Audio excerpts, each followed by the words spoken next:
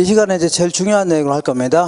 중요한 내용이 우리 그 노트의 26페이지에 중간 정도의 수요량의 변화와 수요의 변화가 있죠.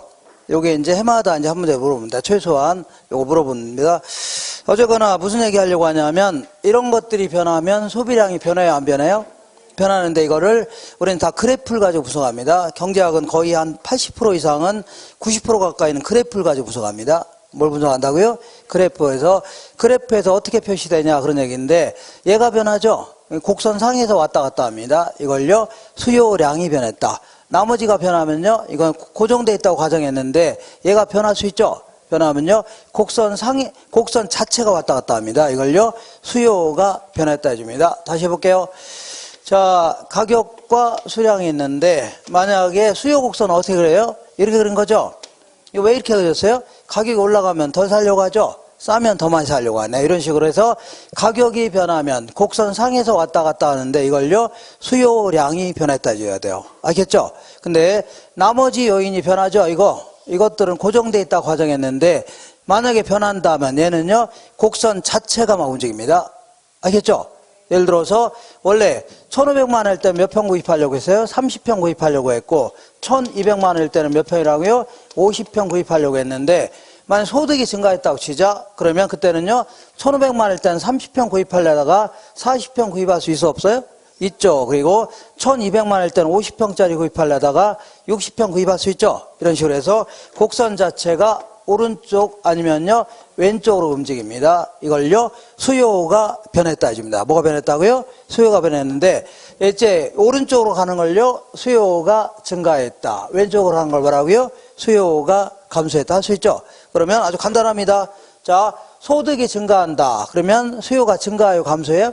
증가하는 겁니다. 삼성 아파트를 비싸게 판답니다. 그럼 삼성 안 사고 대리물 더 살 수 있죠. 이렇게 증가할 수 있는 겁니다. 금리가 인하됐다. 증가해요, 감소해요? 증가할 수 있는 겁니다. 세금이 인하됐다. 증가해요, 감소해요? 증가합니다.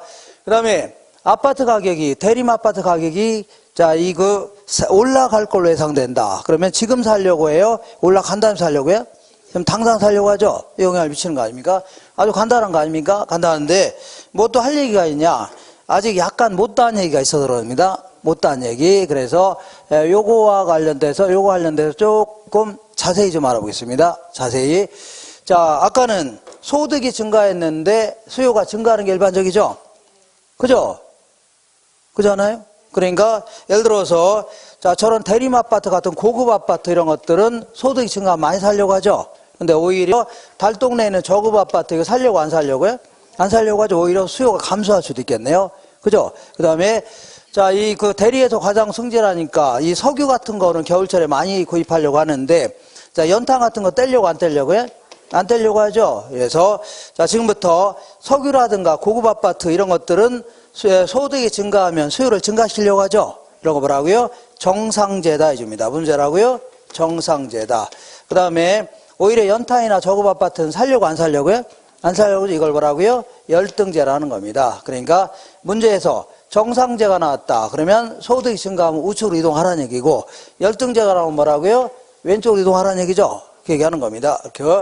이번에는 자, 이 다른 제와의 가격과 관련돼서 알아볼게요. 다른 제와. 자, 이번에 이제 오비 맥주를 구입하려고 합니다. 무슨 맥주 구입하려고 한다고요? 오비 맥주 구입하려고 하는데 주변에 하이트 맥주라는 게 있답니다. 얘는 둘 다 맛도 비슷하고 품질도 비슷하다는 얘기죠. 그러면 사람들 가능하면 싼 걸 소비해요? 비싼 걸 소비해요? 맛이나 품질의 차이가 없다면 싼 걸 소비하려고 하죠. 그죠? 그러니까 자, 얘는 가격이 비슷했었는데 갑자기 하이트가 올랐답니다. 그럼 하이트 사려고 안 사려고요? 안 사고 오비를 더 살 수 있죠. 이런 식으로 상대적으로 비싼 놈을 덜 사고 싼 걸 더 많이 살 수 있죠. 이걸요 두 가지 재와의 관계를요 대체제라는 겁니다. 뭐라고요? 대체제. 오비 입장에서 하이트를 대체제라는 거고 하이트 입장에서 뭐라고요? 오비가 대체제입니다. 그죠? 항상 문제 풀다가 대체제 가격이 올랐다. 그럼 무조건 오비하고 하이트 써는 다음에 하이트가 올랐죠? 하이트 안 사고 오비를 더 살 수 있죠? 대체제 가격이 올라가면 해당 제한 수요는 증가하는 겁니다. 이거 써놓으면 될 거 아닙니까? 오케이. 이번에는 이 커피가 있고 사람들은 다 프림을 타먹는다 가정해보자. 그러면 얘네들은 커피가 있으면 항상 프림을 타먹어야 되죠? 그러니까 함께 소비해야 되는 제어입니다. 그죠? 그러면 프림 가격이 올랐다. 프림 사려고 안 사려고요? 안 사고, 커피도 동달 안 사려고 하죠? 이러한 제를 뭐라고요? 보완제라는 겁니다. 뭐라고요? 보완제. 보완제 하면 무조건 커피하고 프림 써놓으세요. 만약에 보완제 가격이 하락했다. 그럼 프림 가격이 하락했죠? 그럼 프림 더 사려고 하고, 커피도요? 더 사려고 하겠네. 이렇게 하시면 되겠죠? 이게 두 가지로 해결하시면 됩니다. 이렇게. 그럼 지금까지 한 거 문제를 통해서 확인할게요. 거기에, 27페이지 보겠습니다. 27페이지에 보니까, 그 계산형 문제가 하나 있어 없어요? 있는데, 자, 이건 어떤 부동산에 대한 시장 수요 함수는요, P는 100-40QD랍니다. 이 시장의 수요자는요, 모두 동일한 개별 수요 함수를 갖는답니다.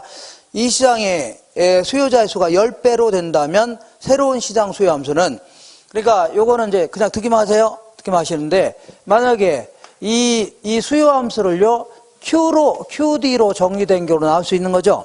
만약에, 이런 경우는 거의 없지만, 이 수요 곡선을요, 여기서는 P로 정리된 거 나왔죠?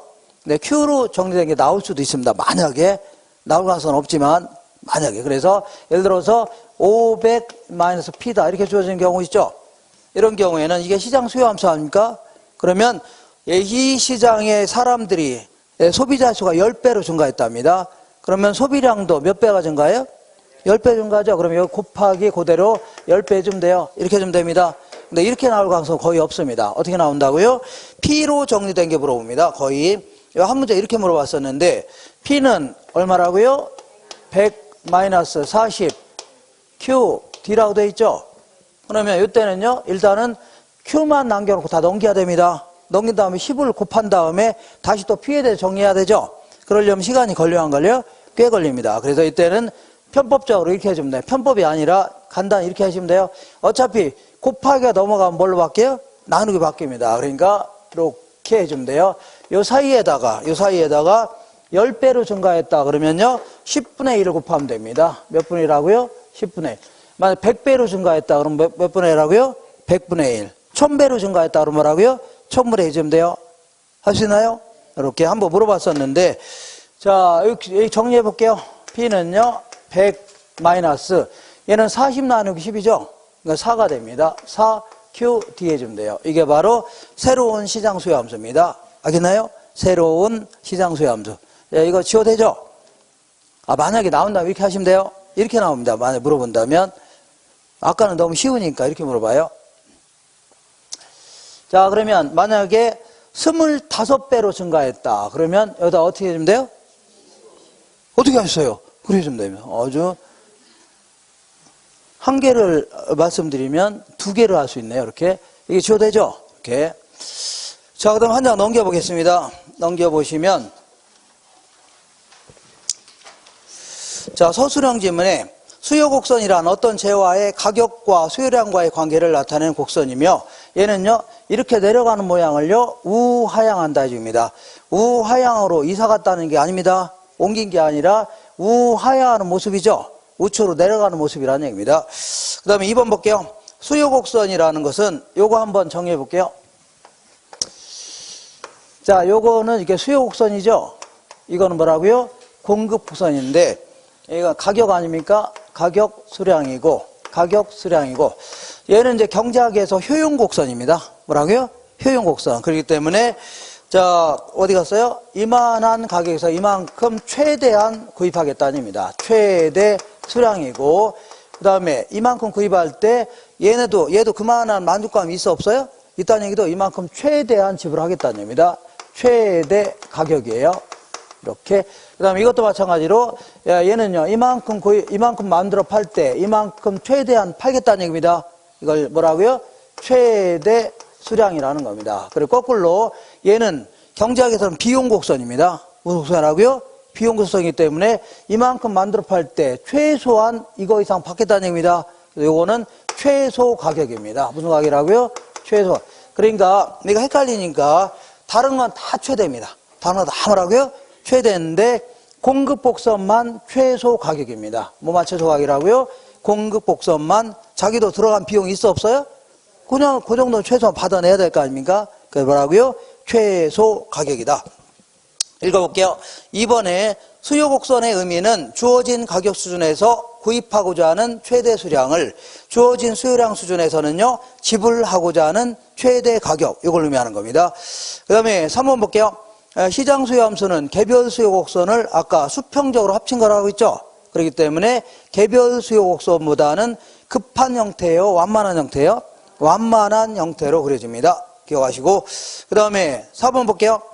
자, 4번에 자, 이 삼겹살 10근하고 다른 자를 구입합니다. 갑이라는 사람이 200만 원 월급 타면서 이렇게 구입하는데, 삼겹살 가격이 하락했다.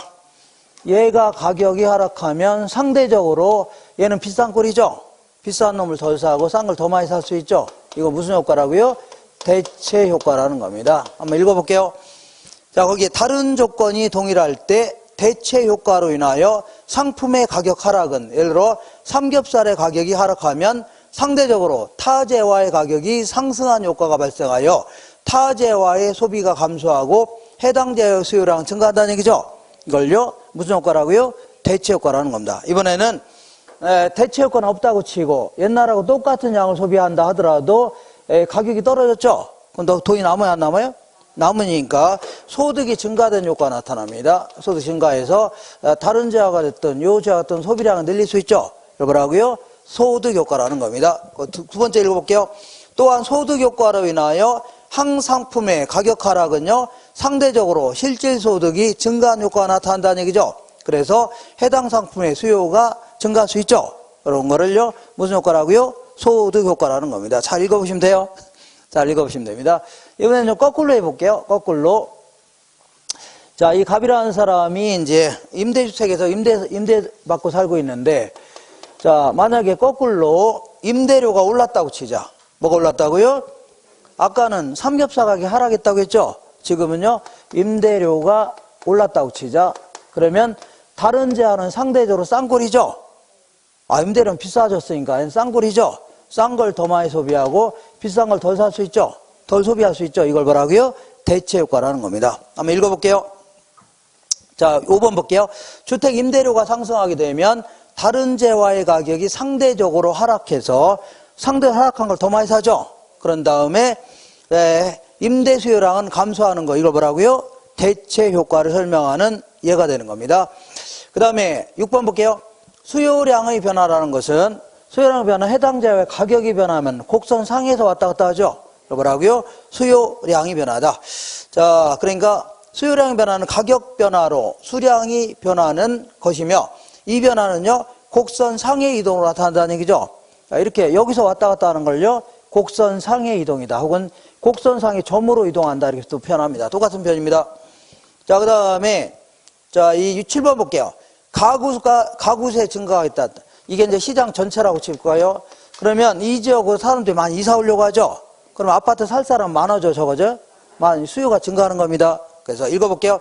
가구 수의 증가는 아파트에 대한 수요의 변화 요인이고, 만약 아파트 가격이 변했다. 그러면 곡선 상에서 움직이죠? 이걸요, 수요량의 변화 요인이다 해줘야 돼요.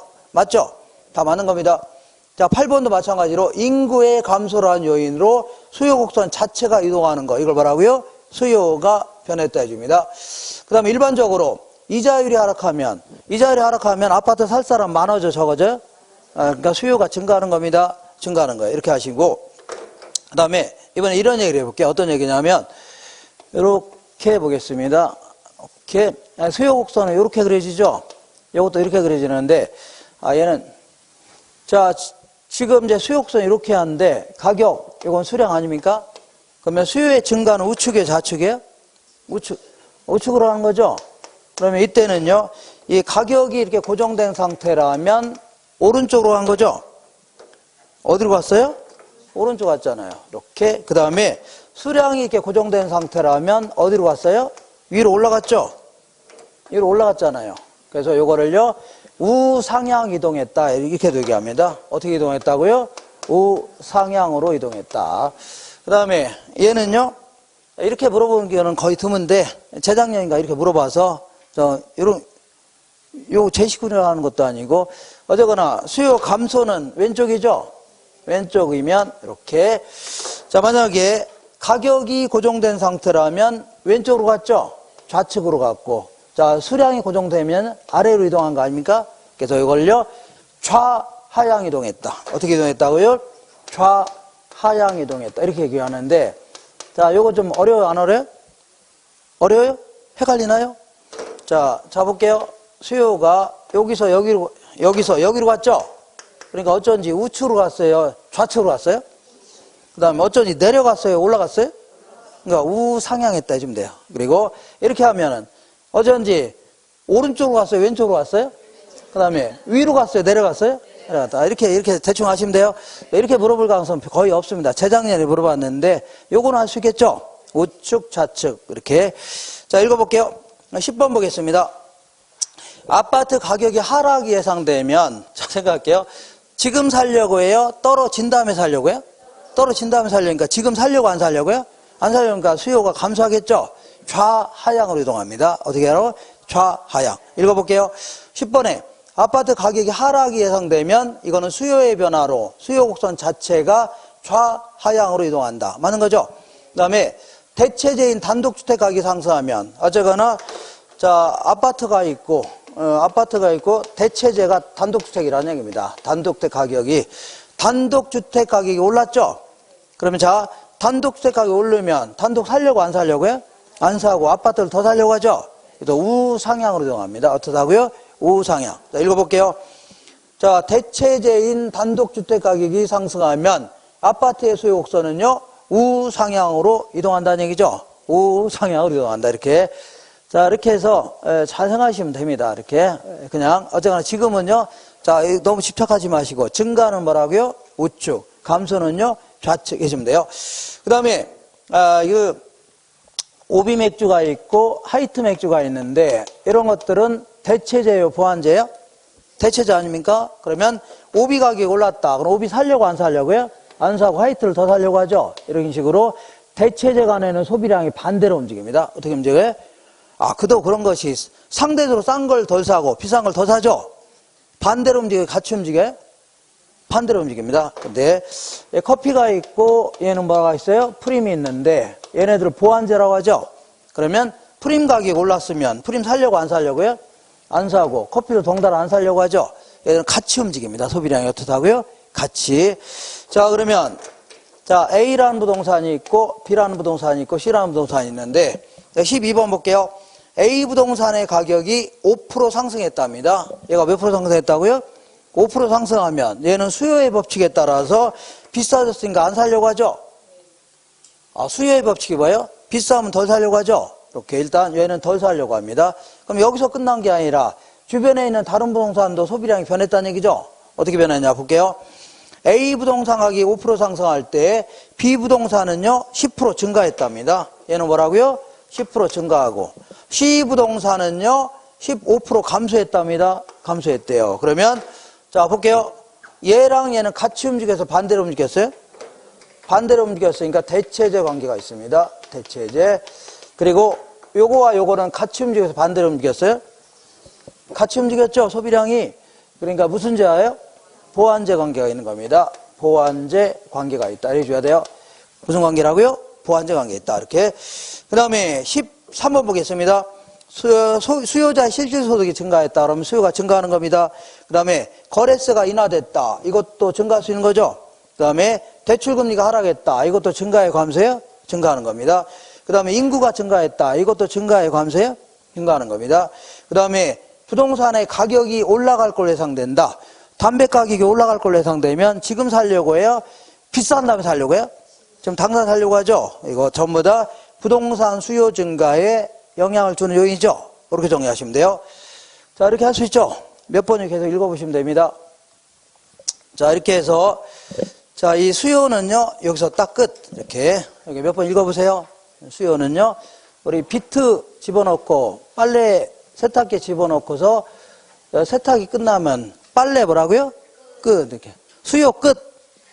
수요 끝. 그 다음에 이제 공급 시작. 뭐 끝? 공급 시작이요? 수요 끝. 고통 끝. 뭐라고요? 행복 시작 하듯이. 얘는요, 두 번째, 이제 공급에 대해서 알아볼게요. 요거는 이제 파는 쪽에서 분석하는 겁니다. 어떤 쪽이라고요? 파는 쪽. 자, 오비맥주 입장에서는 오비맥주를 한 달에 50만 병 만들어 팔겠다는 얘기죠. 이걸요, 공급이라는 겁니다. 굳이 써볼게요. 자, 공급이라는 것은 일정 기간 동안에 어떤 재화가 있는데 가격 수준에서 한 50만 병 정도는 판매하고자 하는 수량이다. 아니면 욕구해 줍니다. 이렇게. 자, 그러면 오비맥주 입장에서는 맥주를 30만 병 만들어 팔겠다 하면 안 되겠죠? 한 달에 30만 병 만들어 팔겠다. 아니면요, 하루에 10만 병 만들어 팔겠다. 이렇게 해줘야 되죠? 이 기간을 명시할 필요가 있습니다. 이걸 뭐라고요? 유량 변수다. 영어로는요, 플로우 해줍니다. 이렇게. 그 다음에 얘는 판매하고자 하는 수량이라고 했죠? 그럼 이미 판매된 수량입니까? 아까 그 아저씨 입장에서 아줌마건 상관없이 자기도 농산물 시장에서 띄워온 가격이 있어 없어요? 있죠. 여기다가 적정한 이윤을 포함해서 이 정도 가격이라면 이만큼 팔겠다는 얘기입니다. 이 정도 가격이면 이만큼 팔겠다는 얘기죠. 이렇게 해서 의도된 수량을 얘기하는 거지, 아줌마하고 최종적으로 가격과 수량이 결정돼서 판매된 수량이 아닙니다. 이렇게. 그러니까 요거는 재화를, 어떤 재화를 어떤 가격 수준에서 몇 개를 팔려는 의사를 얘기하는 겁니다. 뭐라고요? 팔려는 의사를 얘기하는 사전적 개념입니다. 그리고 이거는 반드시 생산력을 갖춘 공급이어야 됩니다. 무슨 얘기냐면, 오비맥주 입장에서는 맥주 가격이 1,000원에서 요즘에 1,500원으로 좋아졌답니다. 그러면 소주 안 만들고 이거 더 많이 만들어 팔고 싶어? 안 팔고 싶어요? 팔고 싶은데 문제는 무턱대고 많이 만들어 팔 수 있나요? 자기들 생산시설이 있어 없어요? 공장 범위가 있고 공장 시설이 있고 그 다음에 가용 자본력이 있어야 되는 거죠. 그래야지 늘릴 수 있는 거지, 무턱대고 늘릴 수는 없는 거죠. 그래서 이거를 생산력을 갖추면서 뭘 공급해야 된다, 그런 얘기입니다. 이걸요, 유효 공급이라는 겁니다. 무슨 공급이라고요? 자, 공급이라는 것은 일정 기간 동안에 몇 개를 얼만큼 팔려는 의사도 있어야 되고 팔 수 있는 능력도 있어야 돼요, 없어야 돼요? 있어야 된다. 이걸요, 공급이라는 겁니다. 이렇게. 자, 그러면 이제 이 시간에 이제 제일 중요한 거, 중요하다기보다는 공급 함수에 대해서 알아보겠습니다. 자, 공급 함수는요, 이렇게 뭐 대단한 게 아니라 이렇게. 자, 아까 그 신도시가 들어선 지역 있죠? 여기다가 이제 주식회사, 대림산업이 여기다 이 편한 세상이라는 아파트 지어 팔려고 합니다. 대림 아파트를 만들어 팔려고 하는데, 요거를요, XJ 이렇게 해줄게요. 문제라고요? XJ. 그러면, 자, Q라는 게 뭐였냐면, 이건 수량입니다. 이건 판매량. 뭐라고요? 판매량. 정확히 얘기한다면요, 판매하고자 의도된 양 해줘야 되는데, 그러면 말이 길어요? 짧아요? 길죠? 그러니까 그냥 짧게 그냥, 자, 판매량, XJ 판매량에 영향을 주는 것들을 한번 나열해 보겠습니다. 먼저, 대림 아파트의 가격. 원래 여기다가 30동 지으려고 했는데, 갑자기 여기에 대학교가 들어오기로 했답니다. 그러면 아파트 가격 좋아하지 않으면 좋아지면 여기다 더 짓고 싶어요? 덜 짓고 싶어요? 자, 아파트 건축비가 차이가 없다면 더 많이 막 짓고 싶죠? 예, 해당 재화의 가격, 매우 영향을 주는 겁니다. 그 다음에 기술 수준 같은 거 볼게요. 여기다 원래 30동을 지으려고 했는데, 자, 올해 초에 자, 연구소에서 획기적인 기술 개발했답니다. 동일한 건축 자재를 가지고 아파트를 짓는다 하더라도, 30동을 짓는다 하더라도 인건비가 반이 절감되는 기술을 개발했답니다. 그죠? 그러면 30동 지어도 돈이 남아요, 안 남아요? 남으니까 아파트 옆에 더 지을 수 있어 없어요? 있다는 얘기입니다. 그래서 기술 수준도 영향을 주고, 그리고 원래 이제 대림산업은 원래 이제 고급 아파트이기 때문에 건축 자재의 반을 외국에서 수입한다고 치자. 그죠? 근데 올해 초에 갑자기 자재 가격이 더블로 폭등했답니다. 그러면 자재 구입하는데 돈을 다 쓰고 나니까 돈이 남아요, 안 남아요? 얼마 안 남으니까, 아이고, 아무래도 생산량 줄일 수밖에 없는 거죠? 영향을 줘야 안 줘요? 준다. 생산 요소의 가격, 요것도 영향을 주는 겁니다. 이거 외에도 뭐 금리라든가, 아니면요, 세금이라든가, 아니면 뭐 기후라든가, 공급자 측면에서 예상, 다 영향을 주는 겁니다. 이 지역의 대림 아파트 가격이 올라갈 걸로 예상된답니다. 그럼 지금 팔려고 해요? 올라간 다음에 팔려고 해요? 올라간 다음에 팔려고 합니다. 왜냐하면 기업의 목표는 어디에 있어요? 이윤에 극대화하는 거죠. 얼마 있으면 올라갈 걸로 예상된다면 뭐하러 지금 팝니까? 올라간 다음에 팔려고 하죠. 당연히. 자, 그래서 거의 완성된 거라 하더라도 분양시를 더 늦추려고 할 겁니다. 아니면요, 뭐 착공시를 늦출 수 있는 거죠. 어떻게 하든 얘네들 나중에 팔려고 할 겁니다. 이렇게. 자, 결국은 이런 것들에 의해서 영향을 받아요, 안 받아요?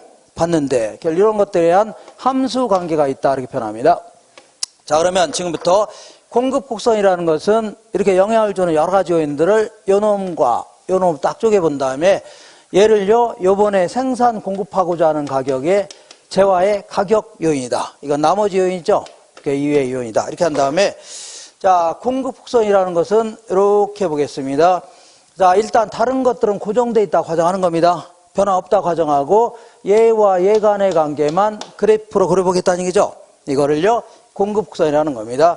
자, 요거는 대림 산업 입장에서 볼게요. 대림 입장에서 가격, 이거는 수량인데, 자, 이 회사는요, 이 지역이 평당 한 1200만 원 정도라면요, 자, 이 30동이면 평수로 연면적으로 따지면요, 3000평 된다고 치자. 요 정도를 공급하려고 했습니다. 근데 갑자기 대학교가 들어오기로 했답니다. 그럼 아파트 가격이 올라가, 안 올라가요? 올라가면 건축비가 차이가 없다면 여기다 더 짓고 싶어, 덜 짓고 싶어요?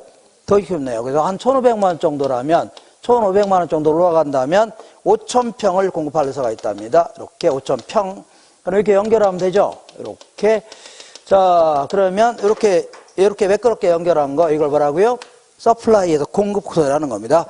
이건 뭐 그냥 감각적으로 한 거고, 원래 경제학에서는요, 마지널 코스트라고 해서 한 개 비용 곡선을 연결한 겁니다. 우리는 그런 거 안 물어보니까 거의. 자, 그러면 일반적인 제안은 일반적인 제품을 만들 때 가격이 올라간 거는 더 많이 만들어 팔고 싶죠? 떨어지는 건요? 만들려고 안 만들려고요? 안 만들려고 할 겁니다. 예를 들어서 내년도에 모지코트 가격이 막 좋아졌다는 얘기죠? 그럼 옷 만드는 회사가 이거 만들려고 안 만들려고요? 만들려고 하는데, 만약에 롱 패딩 코트는 막 하도 재고가 남아도는 바람에 가격이 뚝뚝 떨어지죠? 이거 만들려고 안 만들려고요? 안 만들려고 한다는 얘기입니다. 그러니까 일반적인 재화는요, 일반적인 기업들은 가격이 올라가죠? 더 많이 만들어 팔려고 합니다. 가격이 떨어지죠? 덜 만들려고 하죠? 이걸요, 공급의 법칙이라는 겁니다. 뭐라고요? 공급의 법칙. 이렇게 해서 공급의 법칙에 따라 그림을 그린 걸요, 공급 곡선이라는 겁니다. 한 장 넘겨보겠습니다. 넘겨보시면, 자, 이번에는 개별 공급선은요, 요 지역에 아파트를 지으려는 회사가 대림하고 삼성밖에 없다고 치자. 대림하고 뭐라고요? 삼성만 딱 있답니다. 그러면 얘들도 이렇게 그릴 수 있어, 없어요? 있죠? 그러면 아까처럼 수평적으로 합칠 수 있어, 없어요? 이렇게 합치면 되겠죠? 이거 뭐라고요? 시장 전체의 뭐라고요? 공급선이라는 겁니다. 이해가 되겠죠? 근데 저 지역에 아파트를 공급한 회사가 대림하고 삼성밖에 없을래나요? 아, 현대도 있고, 대구도 있고, 한화도 있고, 건영 아파트도 있어, 없어요? 다 있죠? 이거 다 합쳐야 되겠네요. 그래서 이렇게 하시면 돼요. 이렇게 하시면 돼요. 자, 이번에는 이 시간에 제일 중요한 거 알아보겠습니다. 중요한 게 뭐냐면 공급량의 변화와 뭐의 변화라고요? 공급의 변화인데, 자, 요거는요, 얘들이 변하면 공급량이 변해요, 안 변해요? 판면이 변하는데 얘를 그래프에서 분석하는 겁니다. 근데 얘가 변하죠? 그럼 곡선 상에서 왔다 갔다 합니다. 나머지가 변하면요, 곡선 자체가 움직입니다. 이걸요. 자, 지금부터 가격이 여기서 여기로 간 이유가 뭐예요? 가격이 올라섰죠? 이런 식으로 가격이 변하면요, 곡선 상에서 왔다 갔다 하는데 이걸요, 공급량이 변했다 집니다. 구분하라는 문제에서만 구분하시면 돼요. 다른 건 다 그냥 섞어서 얘기합니다. 그 다음에 나머지 요인이 변하죠? 그럼 그때는 뭐라고요? 곡선 자체가 오른쪽 아니면요, 왼쪽으로 움직입니다. 자, 이걸 뭐라고요? 공급이 변했다집니다. 자, 지금부터 오른쪽으로 가는 걸요, 공급이 증가했다. 왼쪽으로 가는 걸 뭐라고요? 공급이 감소했다집니다. 뭐 이건 아주 간단합니다. 뭐 간단하기보다는, 자, 볼게요. 기술이 향상됐다. 그러면 공급이 증가할까요? 감소할까요? 증가하는 겁니다. 생산 요소 가격이 하락했다. 그럼 증가해요? 감소해요? 증가하는 겁니다. 금리가 인하됐다. 그러면 돈을 많이 빌고 싶죠? 은행한테 줄 돈이 줄어드니까 그만큼 뭐라고요? 공급이 증가하는 겁니다.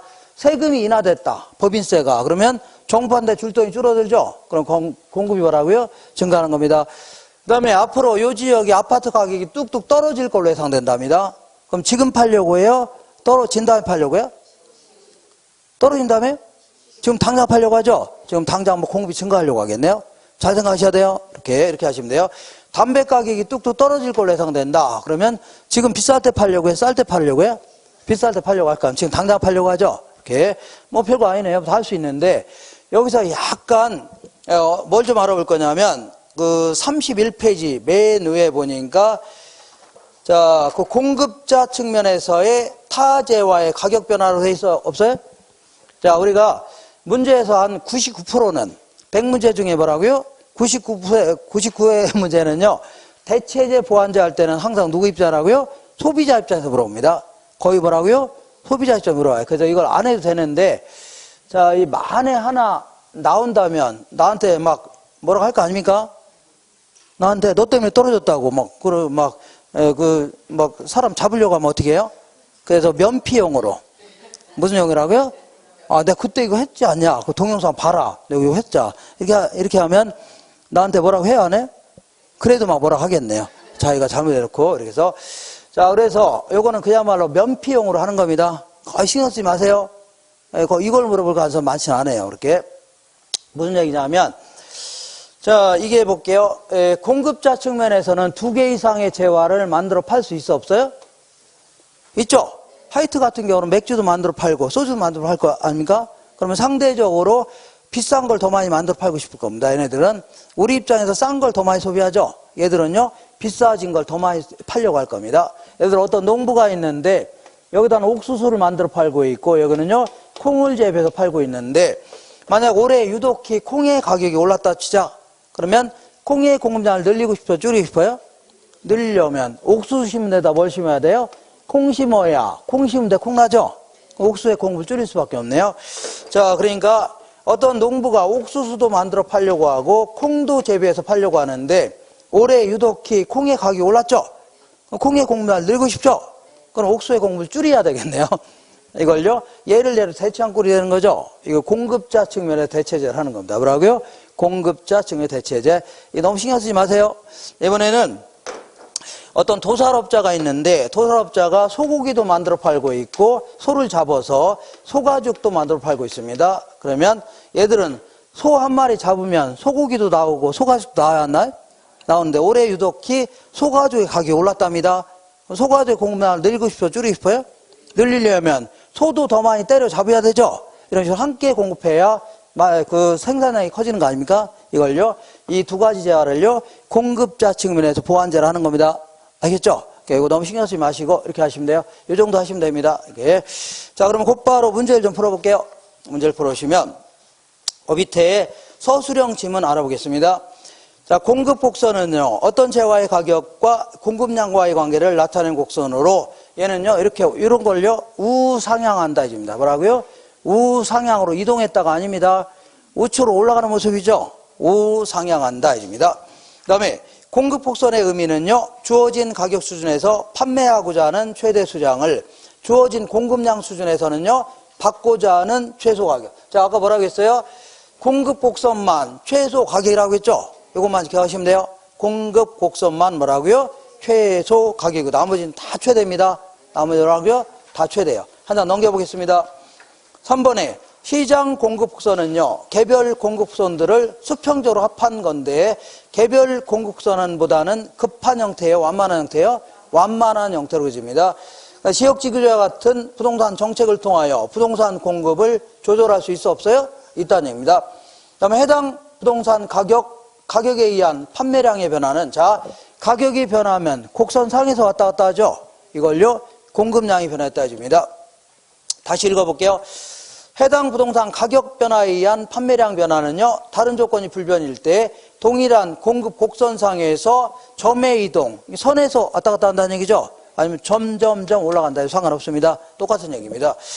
자, 그 다음에 맞는 겁니다. 6번 볼게요. 노동자 임금이라든가 시멘트 가격 같은 생산 요소 가격이 하락했답니다. 그러면 공급이 증가해요? 감소해요? 증가하는 겁니다. 네, 공급을 증가시키는 요인이다.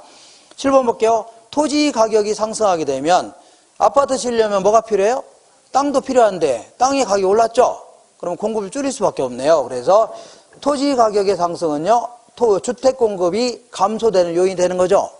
그리고 기준금리가 하락하게 되면 자 기준금리가 하락하게 되면요 금리가 내려가는 겁니다. 그죠? 그러면 건설업자 입장에서는 은행한테 줄 돈이 많아져요? 적어져요? 적어지니까 이익이 많이 생길 수 있는 거죠. 그 얘기하는 겁니다. 기준금리가 하락하게 되면 이자 비용을 감소시켜 부동산 공급자 입장에서는요 금융 비용이 절감될 수 있으므로 공급자의 수익을요 증가시키는 요인이 되는 거죠. 오케이. 그다음에 건설 노동자 임금이 상승하게 되면 주택 공급은 증가할까요? 감소할까요? 노동자 임금이 상승하면 노동자한테 줄 돈이 많아지는 거죠. 공급이 감소하는 겁니다. 다 건축 자재, 노동자 임금, 토지 가격 이거 전부 다 뭐라고요? 생산 요소 가격입니다. 생산 요소 가격. 그다음에 주택 건설업자의 수가 증가했다. 그러면 이 시장 전체에서는 공급이 증가할까요? 감소할까요? 증가. 아파트 지을 사람이 더 많아지는 거죠.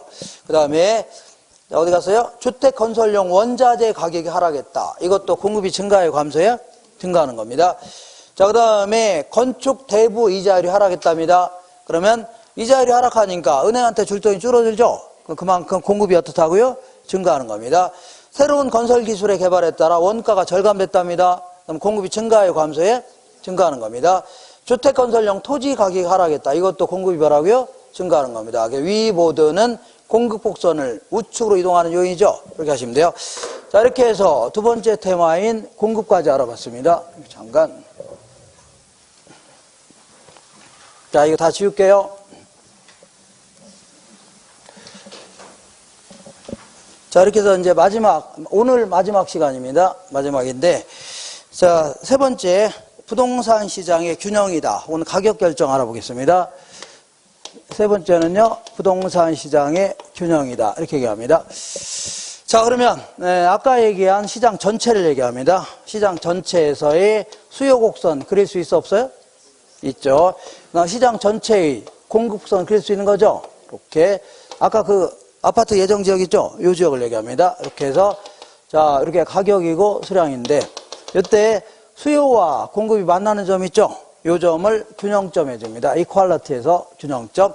균형점 하의 가격을요, 균형 가격. 균형점 하의 수량을요, 균형량. 균형 거래량, 균형 수급량 해줍니다. 이게 왜 균형점이냐면, 자, 이 수요나 공급의 변화가 없는 상태에서 벗어나는 경우 있죠? 다시 돌아오려고 합니다. 벗어나죠? 돌아오려고 합니다. 자꾸 이 점에 머물려고 합니다. 왜 그런가 볼게요. 만약에 균형 가격이 P1으로 벗어나 있다고 치자. 그러면 이만한 가격에서 사고자 하는 양 이만큼이죠? 이거 사고자 하는 양 아닙니까? 이만한 가격에서 팔려는 양 이렇게 많죠? 그죠? 그럼 물건 남아요, 안 남아요? 원래 이만한 가격에서 사려는 양은 이만큼이죠? 수요 곡선. 그 다음에 팔려는 양은 이렇게 많죠? 물건 남아요, 안 남아요? 남은 거 아닙니까? 이걸 초과 공급이라는 겁니다. 뭐라고요? 초과 공급. 그러니까 어떤 아파트 단지가 있는데 아파트 살 사람은 10명밖에 안 되는데 팔려고 내는 거는 한 3,000채는 된다는 얘기죠. 남아요, 안 남아요? 남으면 가격 올라갈 것 같아요? 떨어질 것 같아요? 이때는 사는 사람이 힘이 세집니다. 사는 사람이 잘 보고 있다가 싸게 파는 사람한테 살려고 하죠. 그러니까 경쟁적으로 파는 사람 낮출 수밖에 없는 거다. 팔기 위해서는. 그래서 내려갈 수밖에 없어요. 그럼 내려가는 바람에 수요의 법칙이 뭐예요? 가격이 하락하면 소비량을 늘리려고 하죠. 자꾸 내려가니까 사는 사람 많아지겠네요. 공급의 법칙이 뭐예요? 가격과 공급량 비례하죠. 자꾸 떨어지니까 안 팔겠다고 줄어드는 거죠. 여기서 이러는 겁니다. 어쨌거나 물건이 한 개라도 남는 한은 계속 떨어집니다. 근데 요점에서는 사고자 하는 양과 팔고자 하는 양 일치하죠. 더 이상 떨어져 안 떨어져? 안 떨어집니다. 반대로 P2 수준으로 벗어나 있다. 그럼 이때는요. 팔려는 양 이만큼이죠. 사고자 하는 양 이렇게 많으니까 물건이 모자라야 남아요? 모자라죠. 이거 초과 수요라는 겁니다. 그럼 서로 살려고 하죠. 그럼 가격이 올라가는 겁니다. 결국은 여기서 균형을 이루어야 되는 겁니다. 이렇게. 근데 이거는 이제 우리 고전학파의 논리들은요. 경제학에서 고전학파는요. 오리지널 자본주의 학자들인데 이 사람들은요. 균형에서 벗어나는 거 있죠. 그럼 즉각적으로 가격과 수량이 조정되면서 어디에 된다고요? 균형점이 된다. 이걸요. 시장 자율 조정 기능 해줍니다. 물건이 남아도거나 모자라죠. 그럼 바로 가격과 수량이 결정돼야 한대요. 되면서 이 점에 이르는 겁니다. 그죠? 시장 가만 놔두더라도 항상 어디라고요? 이 점에 이르는 겁니다. 그래서 이 사람들은요, 균형에서 벗어나 있는 것은 극히 일시적인 현상이다. 곧바로 어디로 한다고요? 균형점 돌아오는 겁니다. 되셨죠? 그러면 균형점 항상 불변이냐? 그건 아니죠? 네, 그래서 우리 전 시간에 공부했던 수요가 변할 수 있어 없어요? 있고, 공급도 변할 수 있어 없어요? 있다는 얘기입니다. 자, 어쨌거나 수요와 공급이 만나는 점에서 균형 가격과 수량이 딱 결정되어 있었는데, 자, P0, 얘는 뭐라 할까요? Q0, 이렇게 있는데, 만약에 수요가 증가했다고 치자. 그러면 이 지역의 인구가 증가하거나 소득이 증가하면 아파트 살 사람 많아져서 그죠? 많아질 거 아닙니까? 현재 가격에서 자, 수요가 이렇게 증가하는 바람에 증가는 우측이죠? 우측 아닙니까? 그러면 팔려는 양 그대로인데 갑자기 사는 사람이 많아져서 적어졌어요? 많아졌죠? 이걸요 초과 수요라는 겁니다. 무슨 수요라고요? 초과 수요가 발생. 그럼 초과 수요가 발생하면 가격이 올라갈까요? 떨어질까요? 올라갑니다. 올라감에 따라서 공급의 법칙에 따라 공급량을 늘리고 싶죠? 수요의 법칙에 따라 자꾸 올라가니까 못 사겠다 줄어든 거 아닙니까? 여기서 균형을 이루게 되는데 결국 새로운 균형점은요 가격은 올랐어요? 떨어졌어요? 올랐고 균형량은 증가했다는 얘기죠? 이렇게 하는데 우리가 이제 문제를 50문제를 물어본다 하더라도 균형에 이르는 과정을 물어보는 경우 있죠? 이런 경우는 한 문제 내지 거의 안 물어봅니다. 그럼 뭘 물어보냐? 뭘 물어보냐면 새로운 균형점에서 가격과 수량이 어떻게 되냐 하는 얘기죠? 이걸 물어봅니다. 가격, 얘는 뭐랄까요? 수량, 수요와 공급이 만나는 점에서 균형 가격과 수량이 결정되는데 얘는 이제 P0, 얘는 뭐랄까요? Q0 해줄게요. 현재 균형 가격. 근데 만약에 자 수요가 증가했다고 치자. 소득이 증가하거나 인구가 증가할 수 있죠. 그러면 수요가 증가하는 우측에 좌측이에요? 증가는 우측, 감소는 뭐라고요? 좌측. 증가는 우측 하시면 돼요. 그러면 새로운 균형점은 여기서 여기로 바뀌었죠?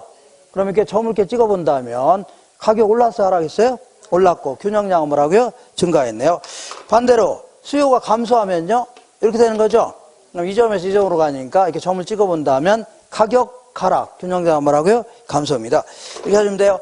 이번에는 공급이 변하는 경우 생각할게요. 공급이 뭐라고요? 변화하는 경우 이렇게 자 이렇게 보겠습니다. 수요와 공급이 만나는 점에서 균형 가격과 수량이 딱 결정되어 있었는데 P0, 얘는 뭐랄까요? Q0.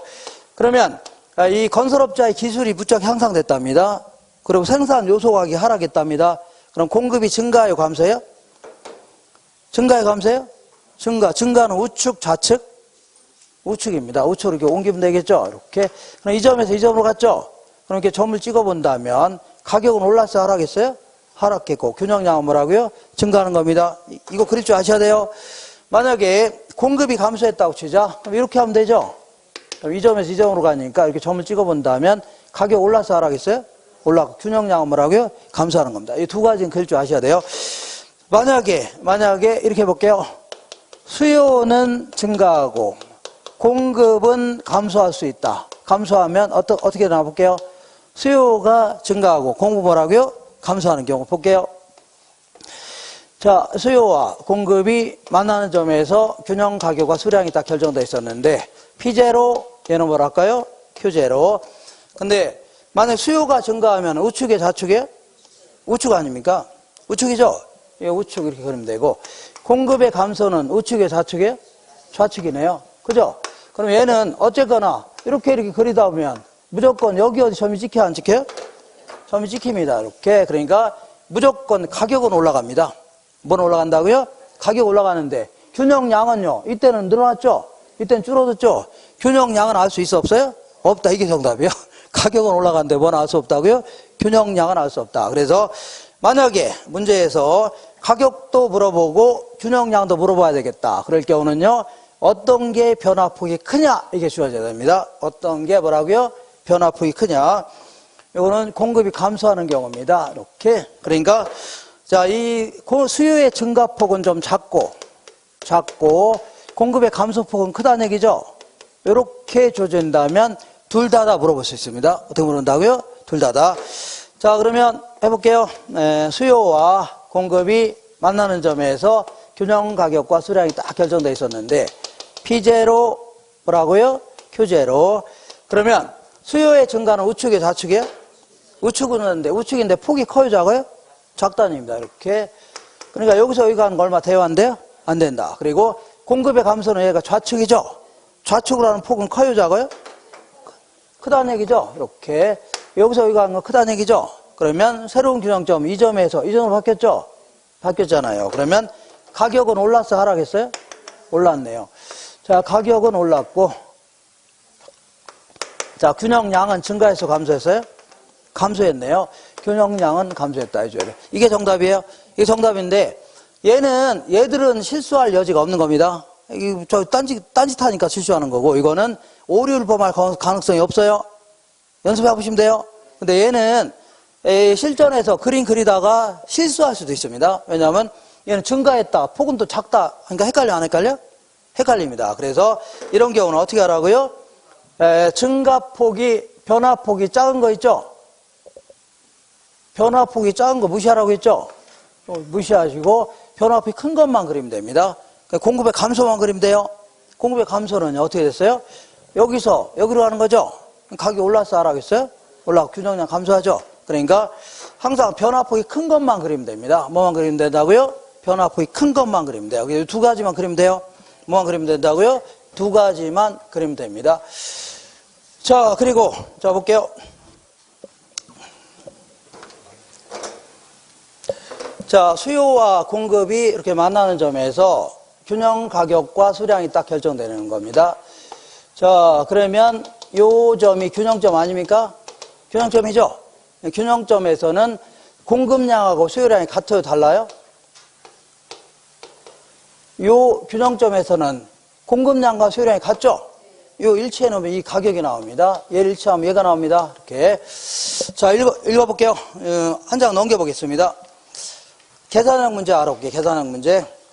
자, 다음 조건에서 A지역 아파트 시장에 T 시점에서 T 플러스 1 시점을 변화했을 때 균형 가격과 균형 거래량은 균형량 어떻게 되냐 그런 얘기죠.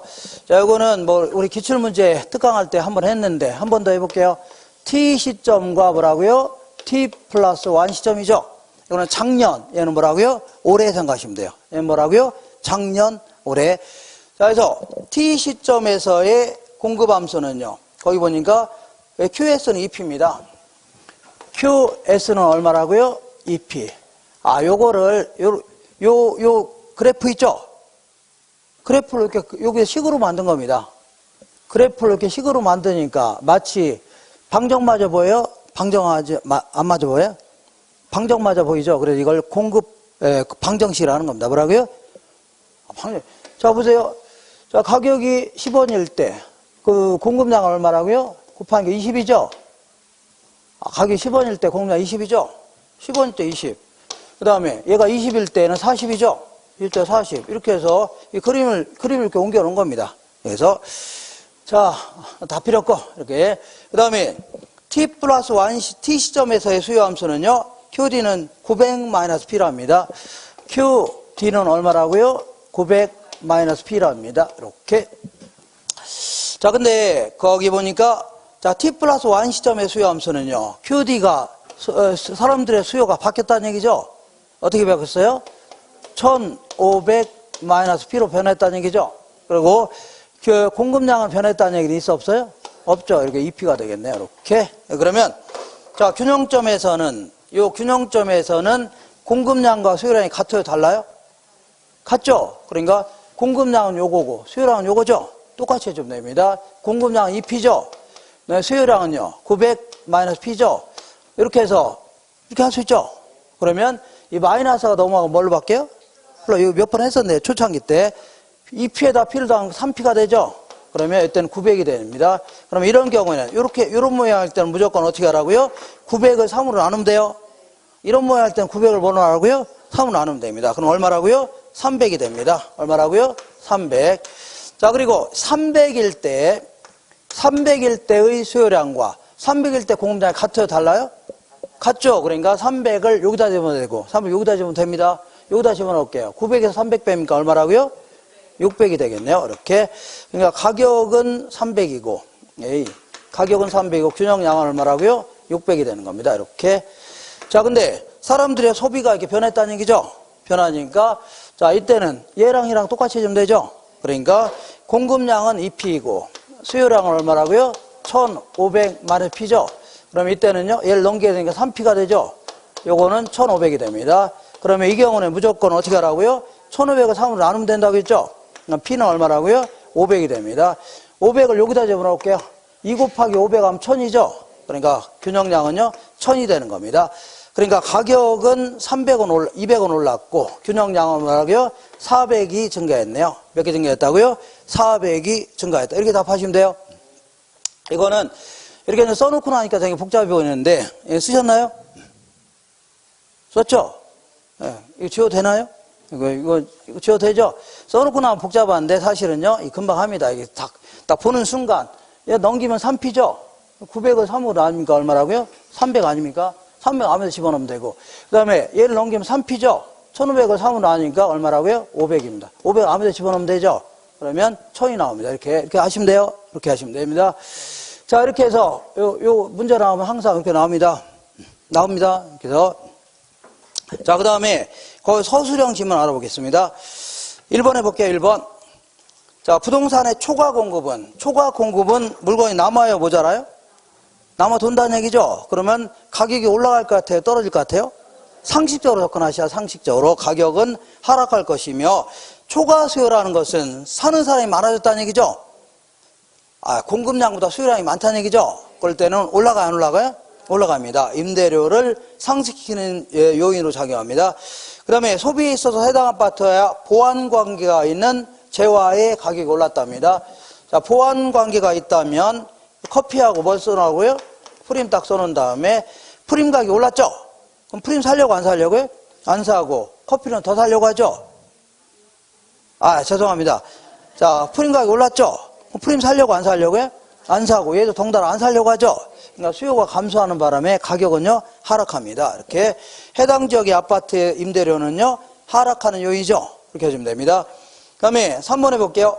균형 상태인 시장에서 건축 원자재 가격이 하락하면 공급이 증가할까요? 감소할까요? 공급이 증가하는 거죠. 그럼 공급의 증가는 자 이쪽 볼게요. 여기서 여기로 가면 되죠. 그러니까 여기서 여기로 왔죠. 그러면 자 가격 올라서 하락했어요? 하락했고 균형량 증가하겠네요. 이렇게. 자, 가격 하락 균형량은 뭐라고요? 증가하는 겁니다. 4번 볼게요. 아파트와 단독주택의 관계가 대체제라고 할 때 아파트의 가격이 올라가면 그러니까 어디 갔어요? 이 거의 이제 별 말이 없으면 수요 쪽에서 생각하셔야 돼요. 알겠나요? 그러니까 아파트의 가격이 올라갔다는 얘기는 단독주택이 있는데 주변 지역에는 아파트 가격이 올랐다는 얘기죠. 이런 얘기입니다. 그러면 이게 둘 다가 대체제라면 아파트 가격이 올랐어요? 안 올랐어요? 오르면 아파트 살려고 안 살려고요? 안 사고 단독 더 살려고 하죠? 가격이 올라갑니다. 자, 아파트 가격이 상승하면 단독주택과의 수요는 증가하고 단독주택 가격은 올라가겠죠? 그리고 자, 이 5번이 아주 중요한 문제입니다. 5번 잘 풀 줄 아시면 요거 지금까지 한 게 상당히 이해가 되는 겁니다. 5번이 아까 무슨 문제인지 모르겠다. 그러면 약간 분발 좀 해야 됩니다. 분발하시나요? 수요자의 실질 소득이 증가했다. 그러면 이거는요, 수요 우측. 뭐 우측이라고요? 수요 우측. 그 다음에 건축 원자재 가격이 하락했다. 이거는요, 공급 우측. 뭐 우측이라고요? 공급 우측입니다. 그 다음에 사회적 인구가 감소했다. 이거는요, 수요 좌측입니다. 뭐 좌측이라고요? 수요 좌측. 그 다음에 아파트 가격이 하락했다. 이거 조심하셔야 됩니다. 지금 아파트 시장이죠? 그럼 가격이 변하면 곡선 상에서 이동하는 겁니다. 뭐가 이동하고요? 곡선 상의 이동이지 얘는 수요나 공급선을 움직이면 돼야 한대요? 안 됩니다. 그래서 곡선 상의 이동입니다. 그 다음에 아파트 선호도가 감소했다. 이거는요 수요 좌측입니다. 뭐 좌측이라고요? 수요 좌측. 대체주택 가격이 하락했다. 대체제 하면 항상 오비하고 뭘 써놓으라고요? 화이트 딱 써놓은 다음에 오비하고 화이트 속으로 생각해서 됩니다. 근데 여기서 대체주택 가격이 하락했다고 했죠? 그럼 자, 화이트 가격이 하락하니까 화이트 더 살려고 하죠? 그럼 오비는 살려고 안 살려고요? 안 살려고 하니까 얘는요, 수요 감소, 수요 좌측입니다. 뭐 좌측이라고요? 수요 좌측. 그 다음에 아파트 담보대출 금리가 하락했다. 이거는요, 수요 우측입니다. 수요 우측. 그래서 아파트 시장의 수요 곡선을 좌측으로 이동할 수 있는 요인은요, 3개입니다. 사회적 인구가 감소하고 아파트 선호도 감소했죠? 요거하고 대체주택 가격 하락했죠? 요 세 놈을 답하면 됩니다. 그 다음에 해당 지역 주민들을 위한 녹지 공간을 확충하게 되면 자, 이 지역에다 녹지 공간을 많이 확충했답니다. 그럼 이런 동네 살고 싶어 안 살고 싶어요? 살고 싶으면 수요가 증가하겠죠? 수요 증가하면 임대료 올라가 안 올라가요? 올라갑니다. 자, 읽어볼게요. 해당 지역 주민들을 위한 녹지 공간을 확충하게 되면요, 해당 지역 아파트 임대료가 상승하는 요인이죠. 그렇게 되면 됩니다. 7번 볼게요. 해당 지역과 대체 관계가 있는 인근 주거지역에 쓰레기 소각장을 설치하면 자, 지역 간에도 대체 관계가 있을 수 있는 겁니다. 자, 보세요. 이 지역도 있고, 이런 지역도 있죠? 제가 사는 동네가 무슨 동네라고요? 몇 번에 사후지구 아파트 단지입니다. 이런 거 했는데, 제가 사는 아파트가 무슨 아파트라고요? 어떻게 했어요? 건영 아파트. 그리고 옆에 있는 동네가 품무지구 아파트 단지인데, 자, 똑같은 아파트인데도 여기는 비싸고 싸다. 그럼 이쪽으로 갈 수 있어 없어요? 지역도 옮길 수가 있는 거죠. 이사 갈 수 있는 거 아닙니까? 이렇게. 자, 그러면 이렇게 똑같은 논리로 보니까, 자, 해당 지역과 대체 관계가 있는 인근 주거 지역에 쓰레기 소각장을 설치했답니다. 그러니까 요 지역과 대체 관계가 있는 지역이 딱 있는데, 여기다가 이것들이 여기다 쓰레기 소각장을 설치했어, 안 했어요? 쓰레기 소각장 처럼 여기 살고 싶어, 안 살고 싶어요? 여기 비슷한 동네, 이 동네를 옮기고 싶죠? 그러면 수요가 증가하는 겁니다. 그럼 임대료 올라요, 안 올라요? 오르겠네요. 자, 해당 지역과 대체 관계가 있는 인근 주거 지역에 쓰레기 소각장을 설치하게 되면요, 해당 지역 아파트의 임대료가 어떻다고요? 상승하는 요인입니다. 그 다음에 공급이 불변이고 수요만 감소했다. 자, 공급은 가만히 있는데 수요만 감소했죠? 그럼 수요 감소는요, 여기서 여기로 갔죠? 그러면 가격 하락, 뭐라고요? 균형량 감소. 예, 그럴 줄 아셔야 돼요. 이렇게. 이번에는, 자, 수요는 불변이고 공급만 증가했답니다. 자, 보세요. 수요는 가만히 있는데 공급만 이렇게 증가했죠? 여기서 증가는 1조 아닙니까? 아, 여기서 여기로 왔죠? 그러면 가격 하락, 균형량은 뭐라고요? 증가합니다. 자, 그 다음에 16번 볼게요. 자, 10번 보겠습니다. 우하향하는 수요곡선과 우상향하는 공급선. 일반적인 수요곡선이죠? 아, 여기는 어떤 사람 우하향으로 이사한 거 아니냐, 옮긴 거 아니냐 하는 게 아니라 이걸 뭐라고요? 우하향하는 모습이죠? 이거는 뭐라고요? 우상향하는 모습이죠? 우측으로 갈수록 이렇게. 이런 얘기지. 어떤 사람 자꾸 우측으로 옮긴 거 아니냐. 이거 아닙니다. 모양 자체가 이렇다는 얘기입니다. 모양 자체가. 그죠? 이거 헷갈려 하지 마세요. 그냥 일반적인 수요 공급선입니다. 예외가 아니라. 아, 예외는, 자, 이런 식으로 수요곡선을 그린다. 그럼 가격이 올라가면 더 살려고 하죠? 그죠? 또라이, 왕또라이, 이런 사람이 있습니다. 이렇게.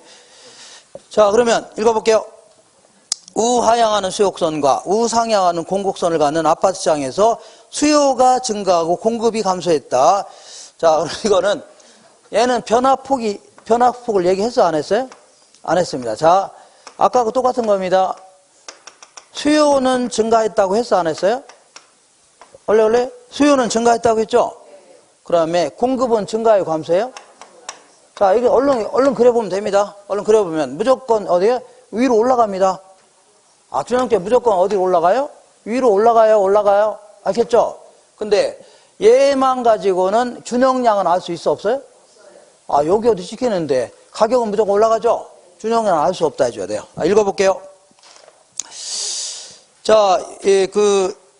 자, 다시 읽어볼게요. 우하향하는 수요곡선과 우상향하는 공곡선을 갖는 아파트 시장에서 수요는 증가하고 공급은 감소한다고 할 때 가격은 상승하죠? 그렇지만 수요의 변화폭과 공급의 변화폭의 크기의 차이에 따라 균형 거래량은요, 증가될 수도 있고, 감소될 수 있고, 불변일 수도 있어, 없어요? 있죠. 그러니까 알 수 있어, 없어요? 없다는 얘기입니다. 이렇게. 그러면 11번 볼게요. 수요의 증가가 공급의 감소보다 클 경우에, 밑줄 쳐볼게요. 수요의 증가가 큰 경우, 얘는 무조건 변화폭이 큰 것만 그리라고 했죠? 그러니까 수요의 증가만 그리면 됩니다. 어디 갔어요? 자, 얘는 여기서 여기로 왔죠? 가격 올라서 하라겠어요? 올랐고 균형량은 뭐라고요? 증가하는 겁니다. 가격 상승, 균형량 증가. 자, 12번 볼게요. 공급의 감소가 수요의 감소보다 큰 경우에, 밑줄 쳐볼게요. 공급의 감소가 큰 경우, 뭐가 큰 경우라고요? 공급의 감소가 큰 경우. 자, 보세요. 공급의 감소는 여기서 여기로 가면 되죠? 그러면 여기서 여기로 가니까 가격 올라서 하라겠어요? 원래? 여기서 여기로 왔죠? 가격 올라서 하라겠어요? 균형량은 뭐라고요? 감소하는 겁니다. 이거 볼 줄 아셔야 돼요. 이거 얼른 그려야 돼요, 얼른. 쓸데없이 암기하지 마시고 얼른 그리면 돼요.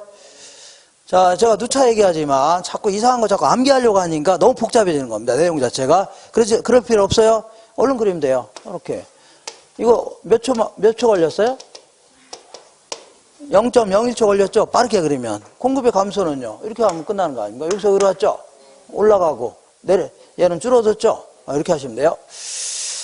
자, 가능하면 그래프를 가지고 이게 그 문제를 푸는 게 가장 합리적이고 가장 체계적이고 가장 오류를 범할 수 없습니다. 범할 수 없는 겁니다. 쓸데없이 이렇게 한겨 저렇게 한겨 하니까 나중에 막 헷갈리는 겁니다. 공법에 나온 건지 이게 이때는 올라가는 건지 막 이렇게 하면 엄청나게 헷갈립니다. 이렇게 하시면 돼요. 아, 이거 금방 그릴 거 아닙니까? 그잖아요. 자, 그 다음에 13번 볼게요. 그 수요의 감소가 공급의 증가보다 클 경우에 밑줄 쳐볼게요. 수요의 감소가 큰 경우 뭐가 큰 거라고요? 수요의 감소가 큰 경우. 그럼 수요의 감소만 그리면 되죠? 그러면 여기서 여기로 왔죠? 그러니까 가격 올라서 하락했어요? 하락했고 균형양보라고요? 감소했네요. 그래서 요 정도. 자, 이렇게 해서 요거 총 8번에 걸쳐서 이런 식으로 해서 다 끝낼 겁니다. 거의 안 빼놓고 다 할 거니까. 야, 요것만 잘 정리해도 이걸 정리했는데 점수가 안 나왔다. 그러면 무슨 대상이라고요? 연구 대상입니다. 연구. 아니, 다 이거 나올 수밖에 없는데 쓸데없이 자꾸 공부하니까 자, 그 공부가 너무 어려워지는 거 그런 겁니다. 이것만 다 정리하세요. 반복해서 계속 보시면 돼요. 그러면 누구나도 다 합격할 수 있는 겁니다. 그러니까 걱정 마시고 여기서 다 나옵니다. 거의 다 나와요. 자, 오늘 요 정도 하시고 다음 주에 뵙도록 하겠습니다. 고생하셨습니다.